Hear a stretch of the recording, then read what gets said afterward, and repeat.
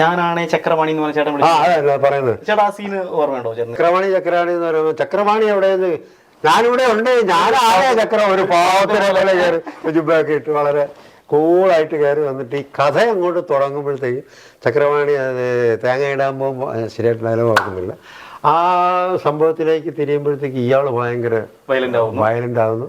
ആളെ കൂട്ടത്തിൽ തന്നെ ഞാൻ വയലൻ്റ് ആകുന്നു.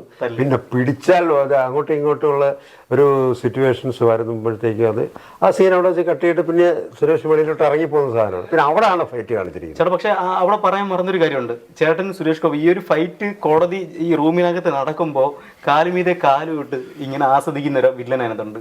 ആ മറ്റേ രാജീവ്, എന്താ അവന്റെ പേര്? രാജീവ് ബാക്ക്ഗ്രൗണ്ട് രാജീവ്. പുള്ളി ഒന്നും അറിഞ്ഞുകൂടാതെ ഇങ്ങനെ കാലുമീതെ കാലും ഇട്ട് ഇങ്ങനെ നിങ്ങളുടെ അടി കണ്ടോണ്ടിരിക്കുക. കൊടൂര വില്ലൻ.